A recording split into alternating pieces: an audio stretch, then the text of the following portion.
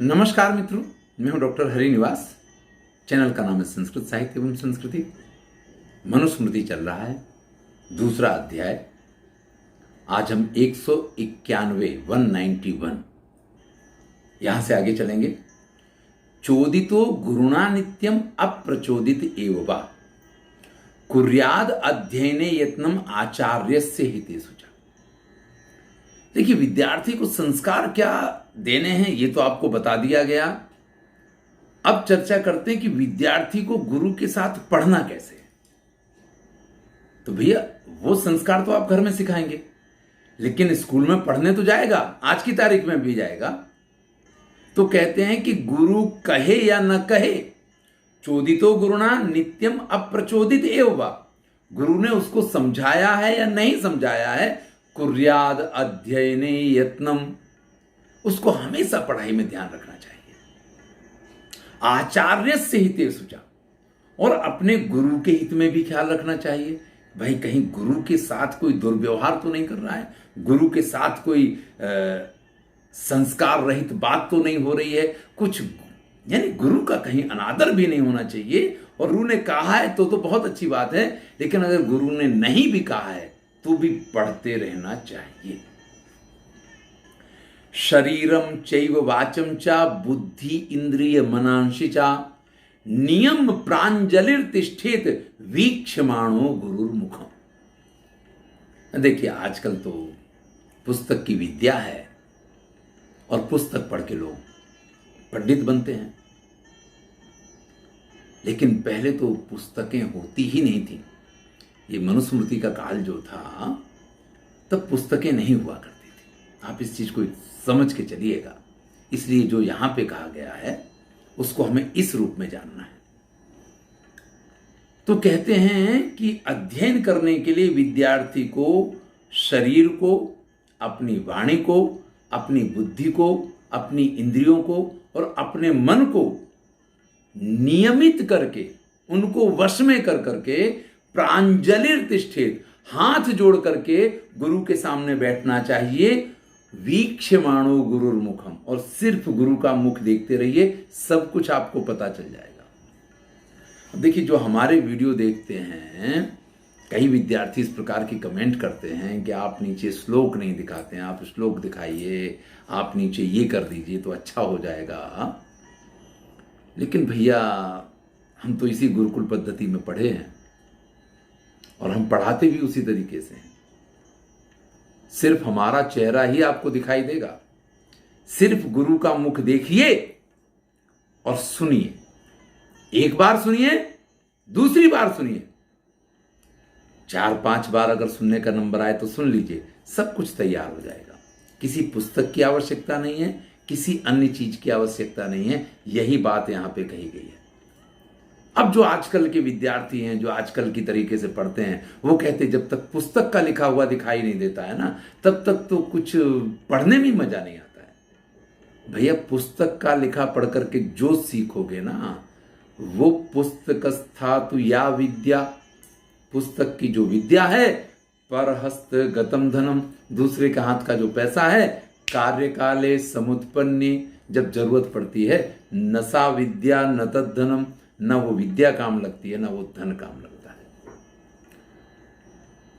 कंठे विद्या गंठे धनम, गांठ में धन और कंठ में विद्या, वही काम की है। अगर आप लगातार हमारे वीडियो 2-3 बार सुन लेते हैं तो आपको वो विद्या कंठस्थ हो जाती है। ये इसका नियम है। यहां पे यही कहा गया है कि अपने शरीर को, अपनी वाणी को, अपनी बुद्धि को, अपनी इंद्रियों को, अपने मन को वश में रखिए, हाथ जोड़ करके बैठ जाइए और गुरु का मुख देखते रहिए। सब कुछ अपने आप आता चला जाएगा। नित्यम उद्धृत पाणि स्यात् साध्वाचारा सुसंयुतः आस्यतामिति चोक्तः सन् आसीताभिमुखम गुरोः।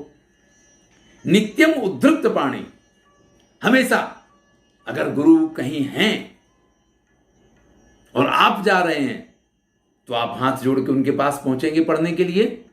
और अगर गुरुदेव आ रहे हैं आपके वर्ग में तो आप खड़े होकर उनका स्वागत करेंगे। उस समय हाथ जोड़ के आपको उनके साथ संपूर्ण आदर के साथ शिष्टाचार का प्रदर्शन करना है। कुछ क्लास में गुड मॉर्निंग वगैरह कहा जाता है, लेकिन धीरे धीरे हमारे कॉलेज लेवल तक आते आते कई बार विद्यार्थियों को आलस्य आने लग जाता है।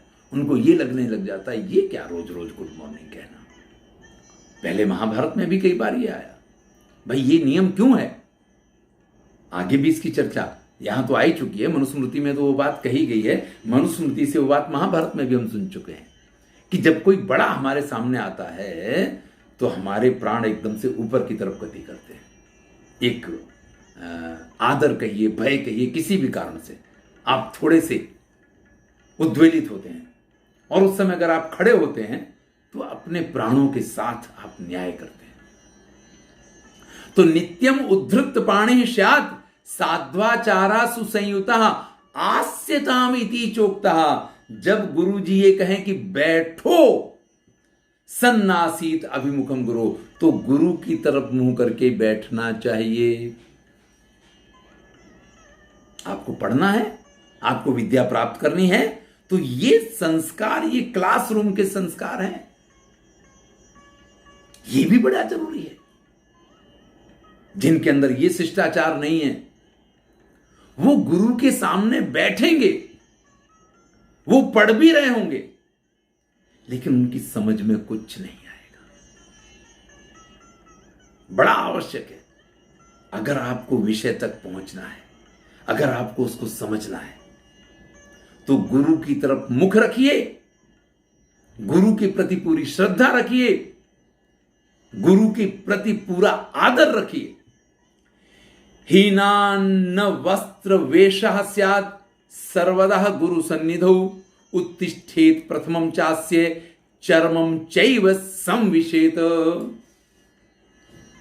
गुरु के पास कभी भी अगर आप जाते हैं तो सादा भोजन करके जाइए और सादा वस्त्र पहन के जाना है। हीनान्न वस्त्र वेशा, यानी कुछ भी उल्टा सीधा खा के नहीं जाएंगे। ज्यादा खा लिया तो भैया निद्रा आपको परेशान करेगी, नहीं खाया तो भूख परेशान करेगी, आपका मन पढ़ाई में नहीं लगेगा, और उल्टा सीधा खाया तो आसपास वालों को आप परेशान करेंगे, क्योंकि आपके श्वास प्रश्वास से भी जो दुर्गंध आएगी। गुरु के पास आप इस प्रकार से नहीं जा सकते हैं। तो हीन अन्न का भोजन नहीं किया जाएगा, इसी प्रकार से हीन वस्त्रों का भी उपयोग नहीं किया जाएगा, नियम के अनुसार। और सिर्फ वस्त्र नहीं है, वेश भी है। बड़ा कुछ लोग इस प्रकार से तैयार होकर के कॉलेज जाते हैं, स्कूल जाते हैं, इसीलिए नियम बनाया गया कि भाई ब्रह्मचारियों के लिए हुआ करता था, यहां गोखुर वाली चोटी होनी चाहिए, बाल सिर घुटा हुआ, मुंडन किया हुआ या जटाधारी, मतलब जो नियम थे उन नियमों का इसी लिए विधान हुआ करता था। नहीं तो विद्यार्थी पूरे दिन जो है ना, और आजकल तो शीशे के लिए और कोई जरूरत ही नहीं, मोबाइल ही शीशा हो गया है। तो बड़ी ख्याल रखना इन चीजों का। सर्वदा गुरु सन्निधौ, हमेशा गुरु के पास जब आप जाएंगे तो योग्य भोजन किया हुआ होना चाहिए, योग्य वस्त्र धारण करेंगे और योग्य आपकी शक्ल होगी, वेश। बड़ा फैशन में, बड़ा सज धज के, इन चीज का निषेध है। उत्तिष्ठेत प्रथमं चास्य चर्मं चैव संविशेत। अब यहां जिन नियमों की बात चल रही है वो नियम तो गुरुकुल में रहने वाले बच्चों के थे। तो उत्तिष्ठेत प्रथमं चास्य, यानी गुरु सो के उठे उससे पहले ब्रह्मचारी को उठ जाना चाहिए। चर्मं चैव संविशेत, और गुरु के सोने के बाद ही ब्रह्मचारी को सोना चाहिए, इस प्रकार का नियम था। अब घर पे तो ये कोई बंधन नहीं हो सकता है, लेकिन शिक्षा के संदर्भ में अगर हम इस चीज को देखें तो विद्यार्थी को हमेशा इस चीज का ख्याल रखना चाहिए कि अगर गुरु खड़े हुए हैं तो विद्यार्थी को बैठे नहीं रहना चाहिए, उसको भी खड़ा हो जाना चाहिए। इस चीज को हम इस तरीके से ले सकते हैं। कहा है कि प्रतिश्रवण संभाषे सयानो ना समाचरे। गुरु अगर कुछ आपसे कह रहे हैं, आप गुरु की बात सुन रहे हैं, आप गुरु के साथ बात कर रहे हैं और आप लेटे लेटे बात कर रहे हैं, तो भैया ये नहीं चलेगा, ये अयोग्य है, ये गलत व्यवहार है। यानी आप उठ जाइए तब आप गुरु से बात करते हैं। ना सीनो, आप बैठे बैठे भी गुरु के साथ बात नहीं कर रहे हैं। नच भुंजानो, आप खाते खाते भी गुरु के साथ बात नहीं कर सकते हैं। ना तिष्ठन ना परामुखा, और आप पीछे की तरफ मुंह करके खड़े हुए हैं, गुरु आपसे बात कर रहे हैं और आप पीछे की तरफ दूसरी तरफ मुंह करके गुरु से बात किए जा रहे हैं, ये भी अयोग्य व्यवहार है। तो ध्यान दीजिए, विद्यार्थी को अगर गुरु ने नहीं कहा है तो भी अपना अध्ययन करना चाहिए। मन, इंद्रिय, बुद्धि, इन सबको वश में रख करके गुरु का मुख देखते हुए, उनकी बातों को सुनते हुए, हाथ जोड़ करके उनके सम्मुख बैठना चाहिए। नित्य प्रति गुरु का आदर, उनका सम्मान, उनका जो भी सेवा शुश्रूषा का कार्य है वो सब कुछ करते रहना चाहिए। कभी भी उनके सामने गलत वस्त्र पहन के नहीं जाएंगे, कभी भी उनके सामने गलत भोजन करके नहीं जाएंगे। और ऐसा नहीं होना चाहिए कि गुरु खड़े हैं और आप बैठे हैं। ऐसा भी नहीं हो सकता कि आप गुरु के साथ बात कर रहे हैं और आप इन चीजों का ख्याल नहीं कर रहे हैं। आसीनस्य स्थितः कुर्यात् अभिगच्छंस्तु तिष्ठतः प्रत्युद्गम्य त्वाव्रजतः पश्यान् धावंस्तु धावतः। देखिए, अगर गुरु आसन पे बैठे हुए हैं तो शिष्य आसन से उठकर, गुरु खड़े हों तो गुरु के पास जाकर, गुरु अगर सामने से आ रहे हैं तो उनके सामने जाकर और उनके पीछे दौड़कर बात करना चाहिए।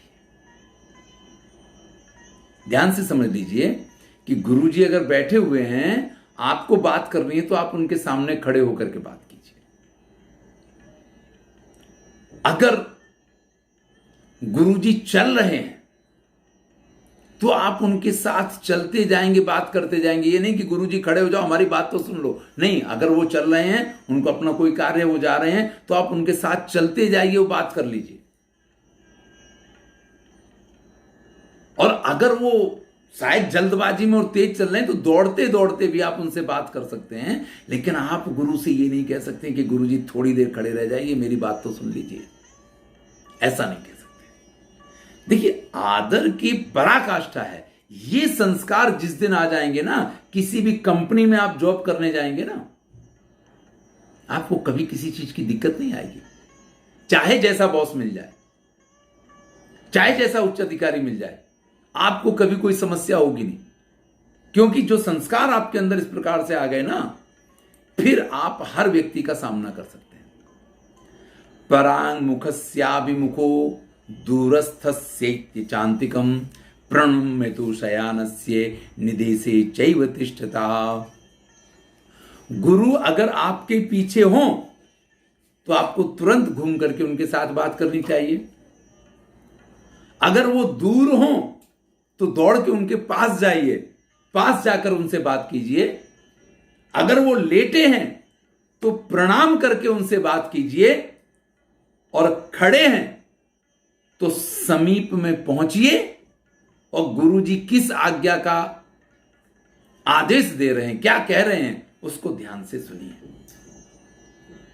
ये नहीं कि गुरुजी हमें बुलाएंगे तब हम गुरुजी के पास जाएंगे।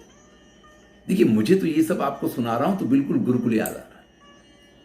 हमारे गुरुजी अगर आते थे तो आप ये मान लीजिए कि हम अपने कमरे में हों तो भी दौड़ करके तुरंत बाहर पहुंच जाते थे। जी गुरुजी। अब गुरुजी कह रहे नहीं, कोई बात नहीं बेटा, आप बैठ के पढ़ो, तो बैठ के पढ़ने लग गए। नहीं तो गुरुजी अगर आए हैं तो कोई ना कोई उनको कार्य हो सकता है, और उनको अगर कार्य है और वो अगर आवाज दे के बुलाएं कि हरि इधर आओ, और उसके बाद अगर जाकर के हम पूछते हैं ना, तो ये तो बड़ा विलंब हो गया, ये तो बड़ा अनादर वाली बात हो गई। तो वो सारी चीजें यहां सिखाई जा रही हैं। आप यहां गुरु की जगह बॉस शब्द लगा दें ना, तो आपको ये लगेगा कि किसी कंपनी के नियम आपको सिखाए जा रहे हैं। अब कुछ लोगों को ऐसा लगेगा कि भाई ये तो बड़ा अनाचार है, ये तो बड़ा अत्याचार है, ऐसा व्यवहार आप कैसे किसी के साथ करवा सकते हैं। भाई व्यवहार नहीं करवाया जा रहा, ये तो विद्यार्थी को वो शिक्षा दी जा रही है जिस शिक्षा के आधार पे आजीवन उसको सुखी रहना है। ये वो संस्कार उसको सिखाए जा रहे हैं। और अगर आप इन संस्कारों को सीखेंगे तो जीवन में परेशानी नहीं होगी। अगर गुरुजी बैठे तो नीचम सय्यासनम चास्य सर्वदा गुरु सन्निधौ, गुरु के पास आपको बैठने का नंबर आया। गुरुजी अगर किसी आसन पे बैठे हुए हैं और उनका आसन जमीन पे ही बिछा हुआ है तो आप आसन पे नहीं बैठ सकते हैं, आपको जमीन पे ऐसे ही बैठना चाहिए। अगर गुरुजी का आसन 1 फुट 2 फुट ऊंचा किसी चौकी वगैरह पे है तो आप जमीन पे आसन बिछा करके बैठ सकते हैं। अब आप यानी गुरु की बराबरी कहीं नहीं कर सकते हैं। नीचम सय्यासनम चास्य सर्वदा गुरु सन्निधौ, वो सोए हैं तो आप उनके समान दूसरी खाट पे नहीं सो सकते हैं। गुरुजी अगर खाट पे सो रहे हैं तो आपको नीचे सोना चाहिए, नहीं तो उनका तख्त ऊंचा हो, आप उससे नीची चौकी बनवाइए, उस पे हमेशा के लिए अपना स्थान निर्धारित कीजिए। ये नियम है। गुरुजी एक तख्त पे सो रहे हैं और आपने कहा कि दूसरा वैसी खाट आपने डाल ली अपने लिए, या फिर उनका आसन हर तरीके से श्रेष्ठ होना चाहिए।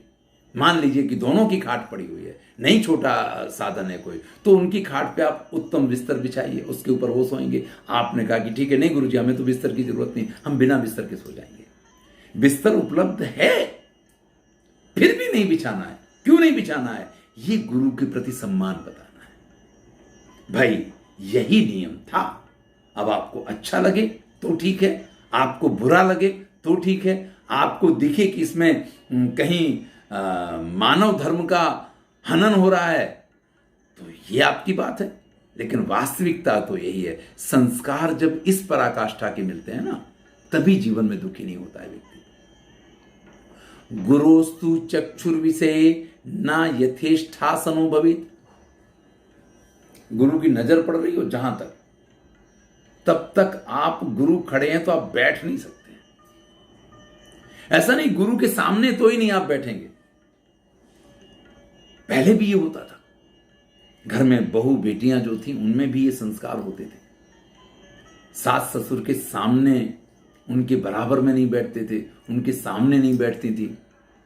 सास ससुर बाहर के कमरे में हो और अंदर के कमरे में उनकी नजर पहुंच रही हो तो अंदर के कमरे में भी इस प्रकार से बैठते नहीं थे। अब आप कहेंगे इसमें कौन सी अच्छी बात थी, इसमें कौन सी उत्तम बात थी? भाई बात तो बिल्कुल सही है कि जो जिसको आप कहते हैं ना कि आदर, वो आंख का होता है। लेकिन बड़े होने के बाद तो आंख का आदर मान सकते हैं, लेकिन बचपन से ही अगर आप कहें कि सिर्फ आंख के आदर पे चले जाए ना, तो वो बालक उच्छृंखल हो जाएगा, वो स्वतंत्र होने की जगह स्वच्छंद हो जाएगा। इसलिए इन नियमों का विधान बालकों के लिए, विशेष करके ब्रह्मचारियों के लिए बहुत जरूरी था। तो जहां तक गुरु की नजर पड़े तब तक आप यथेष्ट आसन पे नहीं बैठ सकते। नोदा हरेद अस्य नामे परोक्षमपि केवलम, गुरु का नाम लेकर के आप गुरु जी के पीछे भी नहीं बुला सकते हैं। आप किसके शिष्य हैं? तो गुरु वशिष्ठ के ऐसा नहीं कह सकते थे, मैं अपने गुरु का शिष्य। नाम नहीं लिया जाता था, नाम लेने का निषेध था। किस गुरुकुल में पढ़ते हैं? गुरुकुल का नाम लिया जाता था। किन गुरु के पास पढ़ते हैं? तो कहते थे बड़े गुरु जी, नाम लेके नहीं बुलाते थे। उनके नाम के साथ में किसी भी तरीके से अन्य प्रकार से उनको बुलाया जाता था कि बड़े गुरु जी के पास पढ़ते हैं, दाऊ गुरु जी के पास पढ़ते हैं। ये इस प्रकार के नियम थे। यानी नाम उनका जो वास्तविक नाम है, उस नाम से कभी भी उनको शिष्य बुला ही नहीं सकता है। उनके सामने तो नहीं बुला सकता है। परोक्षमपि नाम नोदाहरेत, पीछे भी उनका नाम नहीं लिया जाता था। न चैवास्यानुकुर्वीत गति भासित चेष्टितम।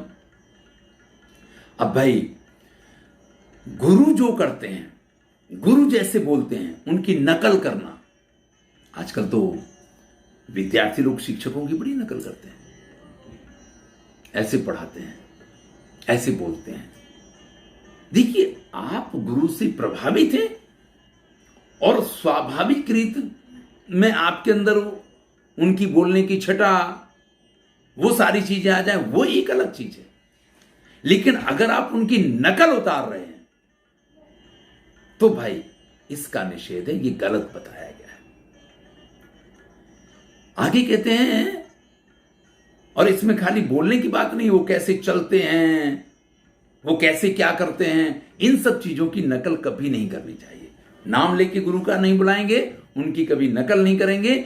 गुरोर यत्र परिवादो निंदा वापि प्रवर्तते। जहां कोई व्यक्ति गुरु की निंदा कर रहा हो, जहां गुरु के ऊपर किसी प्रकार का आरोप लगाया जा रहा हो, कर्णो तत्र पिधातव्यो, वहां अपने कान में उंगली डाल लेनी चाहिए। गंतव्यम वा ततोन्यता, नहीं तो वहां से दूसरी जगह चले जाना चाहिए। देखिए, कोई भी व्यक्ति दूध का धुला नहीं होता है। आपने जिसको गुरु बनाया है उसके अंदर भी कुछ ना कुछ दोष तो होंगे, वो भी बिल्कुल शुद्ध 24 कैरेट गोल्ड तो नहीं हो सकता है। अब अगर आप उनके दोष ही देखने लग जाएंगे, या जहां उनके दोषों का प्रत्याख्यान किया जा रहा है, जहां उनके दोषों का कथन गुणानुवाद हो रहा है, या कहिए दोषानुवाद हो रहा है, अगर आपका ध्यान वहां चला गया तो उनके प्रति आपकी श्रद्धा, आपकी निष्ठा, सब कुछ खत्म हो जाएगी। और जिस दिन आपकी श्रद्धा और निष्ठा खत्म हो जाएगी, उस दिन उस गुरु के पास से आप कुछ भी ज्ञान प्राप्त नहीं कर सकते। तो अगर कहीं परिवाद हो रहा है, या तो आप उसको रोकिए कि आप ऐसा नहीं कह सकते हैं, आप ऐसा नहीं बोल सकते हैं। लेकिन ब्रह्मचारी को तो परिवाद का निषेध किया गया कि वो किसी के साथ वाद विवाद नहीं करेगा, वो किसी के साथ उलझेगा नहीं। तो भैया अपने कान बंद कर लीजिए, या वहां से अन्यत्र चले जाइए। उन बातों को सुनने के लिए आप वहां खड़े नहीं रह सकते हैं। इसको हमारे यहां उत्तम संस्कार नहीं माना गया है। परिवादात खरो भवति, अगर आप गुरु के परिवाद में जुड़ते हैं, उन्होंने कहा हाँ मुझे पता है, उनका तो स्वभाव ऐसे ही है, वो तो ऐसे ही है। तो भैया अगर आप परिवाद करते हैं तो गधी की योनि मिलेगी। खरो भवति स्वावई भवति निंदका, और अगर आप गुरु की निंदा करते हैं तो कुत्ते की योनि में जाना पड़ेगा। श्वा, कुत्ते की योनि। अब इसका मतलब ये नहीं है कि तुरंत आपकी मृत्यु हो जाएगी, आप गधे बन जाएंगे, तुरंत मृत्यु हो जाएगी, आप कुत्ते बन जाएंगे। लेकिन अगर आप गुरु की निंदा कर रहे हैं तो लोग धीरे धीरे आपको इसी प्रकार से मानने लग जाएंगे, अरे जाने दो यार, ये तो जिस गुरु के पास पड़ा है उसी गुरु के ऊपर भौंकता है। लोग आपको कुत्ते की योनि में गिनेंगे, अरे गधा है, उसको कुछ पता ही नहीं चलता है, वो गुरु की व्यर्थ में ही गुरु का परिवाद करता रहता है। तो होगा क्या कि आपको पता भी नहीं चलेगा, और आप जब इस प्रकार का व्यवहार करेंगे तो लोग आपको इस प्रकार से ट्रीट करेंगे, लोग आपके बारे में इस प्रकार से बात करेंगे। परिभोक्ता क्रमिर भवति कीटो भवति मत्सरी, अगर कोई गुरु की आज्ञा का उल्लंघन करने वाला है, गुरु जो कहते हैं उसकी जगह पे कोई अलग प्रकार से चलने वाला है, उसकी बात तो कर दी, लेकिन गुरु की धन संपत्ति जो कुछ है इसका तो उपभोग कर ही सकते हैं। तो गुरु की संपत्ति का उपभोग करने वाला, उसके ऊपर अधिकार करने वाला कीट कृमि भवति, कीड़े की योनि मिलती है उसको। चलिए, गुरु के साथ व्यवहार की कुछ और बातें हम अगले वीडियो में देखेंगे। मैं हूं डॉक्टर हरिनिवास। मनुस्मृति है, ये तो संस्कार का भंडार है और हमारी संस्कृति का मूल आधार है। ध्यान से सुनिए, अगर कुछ हो सकता है तो आचरण में लाइए। मैं हूं डॉक्टर हरिनिवास। आनंद लीजिए, मित्रों के साथ शेयर अवश्य कीजिए।